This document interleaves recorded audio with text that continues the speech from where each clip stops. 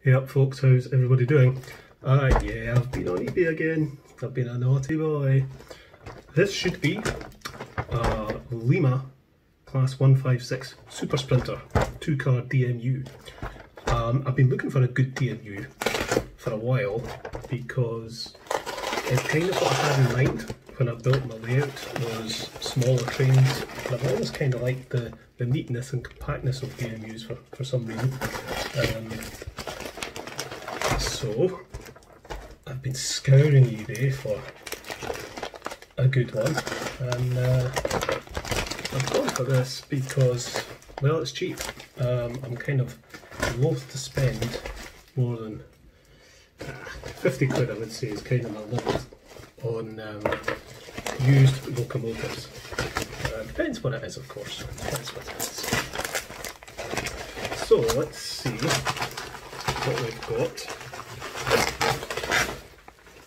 Don't feel much different in weight, so I'm not sure which is the power car and which is the dummy car, but one will be one and one will be the other, I hope.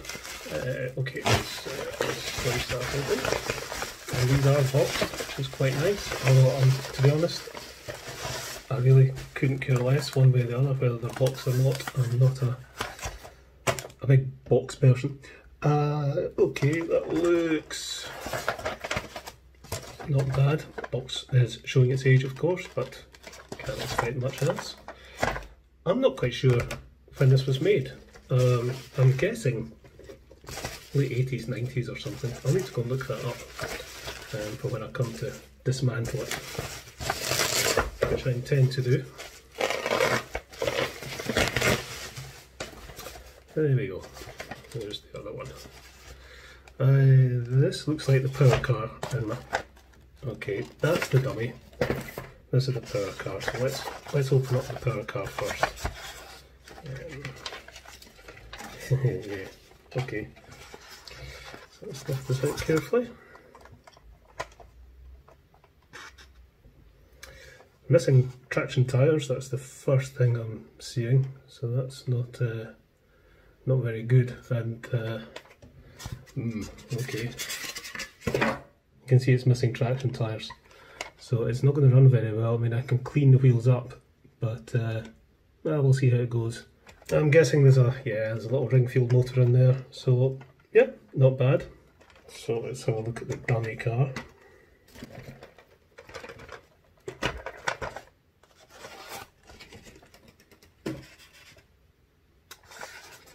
I mean, if I was the sort of person who just wanted to take an engine out of the box and have it running perfectly, I wouldn't be buying stuff off eBay. I'm perfectly prepared for a little bit of work, and as I say, for me that's half the fun, is getting these things working again if they're not working or not working perfectly. Dummy car looks to be pretty hunky-dory actually. Not seeing anything missing. Let's see if there's couples. Which way round is it going to go? This way.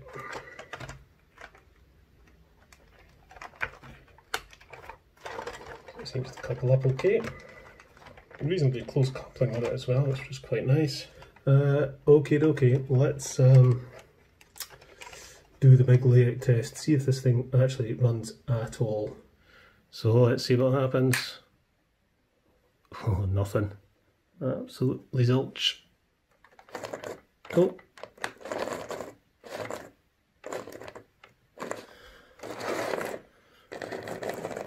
Well, the motor has life, but not as we know it. Yeah. Gonna need a good service, that's what I think. Let's go and take it to bits. Well, I'm looking at this and I'm not seeing any screws anywhere that look as if they might release something. So I'm thinking this is a pop the roof off job, similar to a coach I suppose. I'm wondering if I can just get a thumbnail. Yeah, it does look like this is going to be a case of, yeah, there we go. See, I play guitar, so I've got long fingernails on my right hand, so it's jolly handy for getting stuff off sometimes. The thing is this going to clip? Yeah, it must clip. Yeah, there we go. There we go. Hope that's not broken anything off. No, it hasn't. Thank goodness. Always very nervous when unclipping anything plastic. Right. Ooh. It's got this big clear plastic window unit. Presuming this just lifts out. You presumed wrong. It's not just lifting out. Yeah, that's it. Just prise the sides away and it comes out. Come on, out you come. There we go. I'm assuming the seats just lift out. Yes, they do. And it's looking like the body clips to the chassis. One of these clips is broken down here, which means I'm not the first person in here. Interesting. The question is, how easy do these clips pull back? You know, plastic clips are all fine and well when you're putting something together, but taking it apart is a whole other matter. And Lima, clearly we're not thinking of servicing when they designed this. What's wrong with a couple of screws, for goodness sake? I think this is going to come off. There we go. Okay, I think, well, there's a couple of screws here.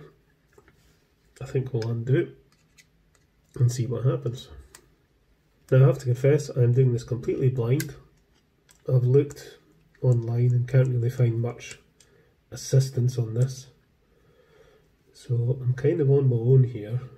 But that's fine, that's all part of the fun.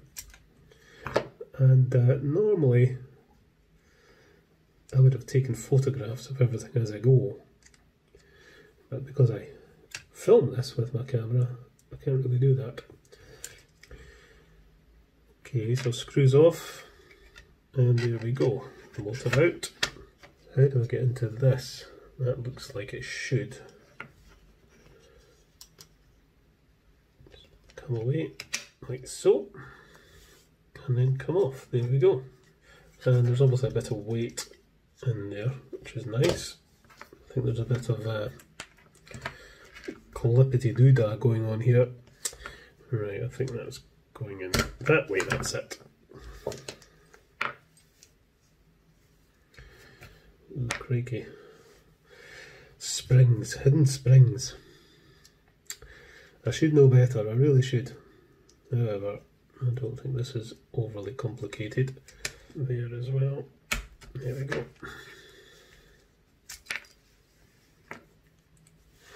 So yeah, that's just a contact going to both axles. So that's fine. We'll clean that up. Righty. Okay. This motor. Is that coming out? There we go. Thought that would come out like that. And that should let me lift these gears out. There's one.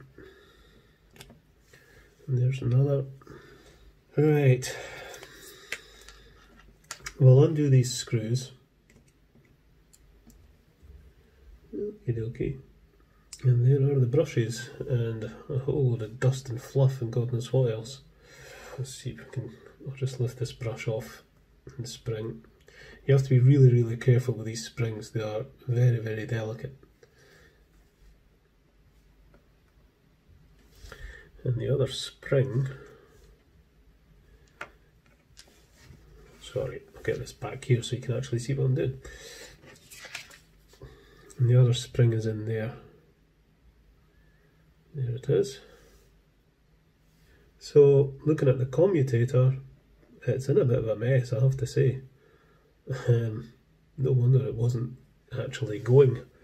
Let's see if this just lifts out. it should do. There we go. There's the armature, and there is the commutator.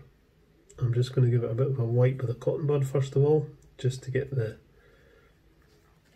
I mean look,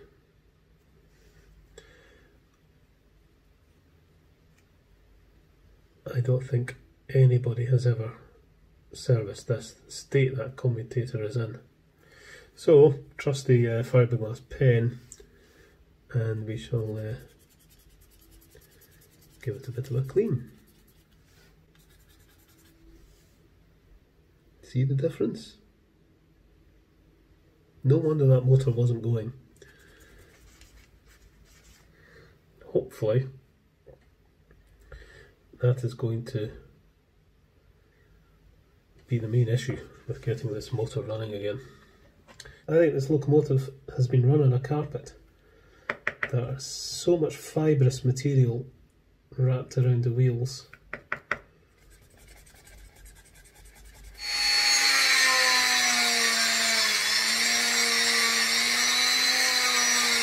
That's turning free, and that's turning free.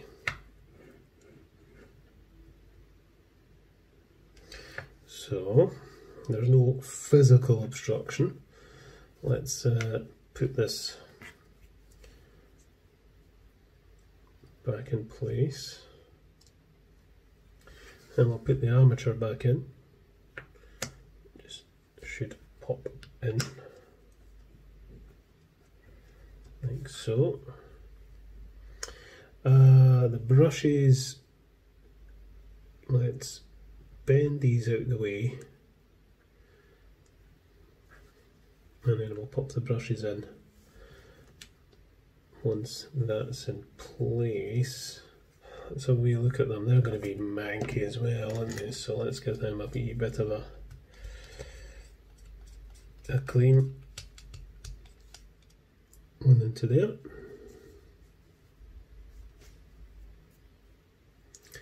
And one into there. And then these little springs, which I'm always very nervous about dealing with because they are very, very delicate.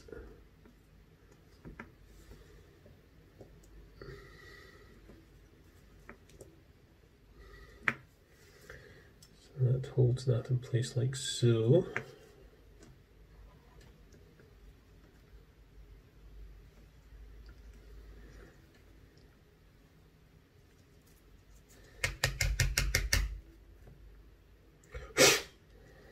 Okay, so that goes there, and then this goes over like so. Decent contact.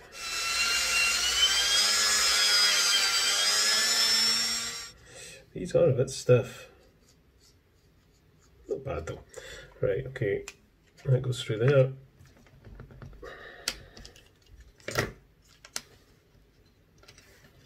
Clips on like so. So in theory, this should work. Let's go and see. Okay, fingers crossed. Ooh, it almost went. Come on. Yeah, there we go. It's maybe just needing a bit run in. Come on, come on, come on. Go, go, go. Come on. Oh, come on. Through the tunnel.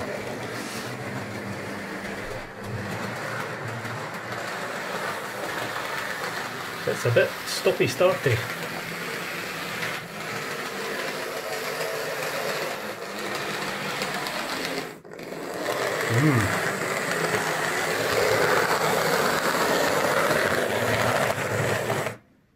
Oh, interesting.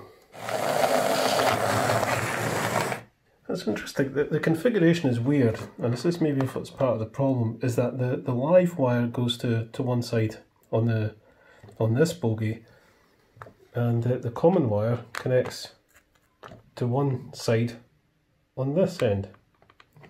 So,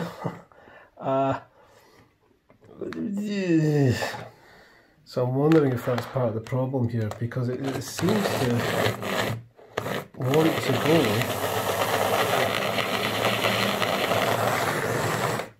hits the point and it stops, and it's not going to make any difference what connectivity there is there, it just ain't going to go. And it's over the point, and then it's stopping again. And there it goes.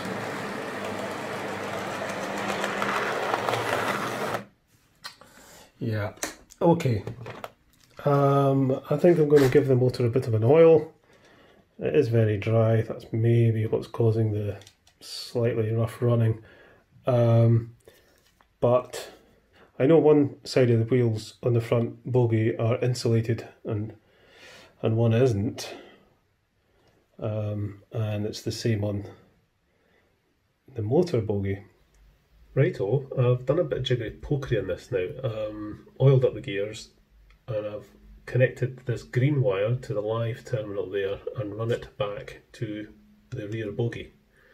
And I've sort of cobbled together a contact, just made it a bit solid wire, and that touches both wheels, and it's screwed onto the side of the bogie, and the green wire is then soldered onto it. So it acts as a positive pickup on this side of the bogie. Actually, that one's a wee bit tight. Should be alright. I've had to cut a hole in the chassis there to let the green wire through and allow movement of the bogie. I've resoldered the common wire here because it was hanging off. So that hopefully will make it run better over points, because I've got positive pickup front and rear, and there's still only negative pickup at the rear, but it should make it run a little bit better. I mean, I think once this has got the body on and it's got the dummy car on, I think it's going to have a real traction problem. So I have ordered some new traction tyres to put on, because I just think it's going to spin the wheels an awful lot, and that's not good. However, let's go and see if this runs any better now. So it's all back together. I'm not hugely confident that this is going to run too well. Let's see.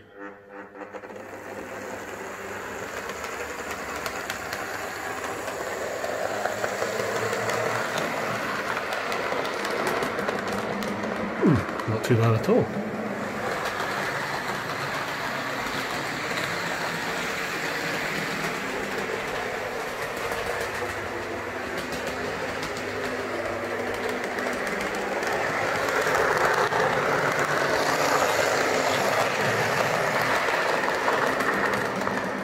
Well, it's going, it's running, and running quite smoothly. It's not stopping on the points anymore, so my little rear bogie pickup solution has worked. The motor's running fairly smoothly, so my servicing of the motor has worked. Once it gets some traction tyres on, I think it'll run a bit better. I was just running it a little bit more there off camera, and yeah, there's a bit of slippage, so I think we'll fit some traction tyres, and hopefully that'll make it run a bit better. My main concern is it's just reluctant to pick up any speed. You know, I can run this thing at full whack in the controller, and it's not running anything like as fast as my other locomotives, so I suspect the magnet is a little bit done.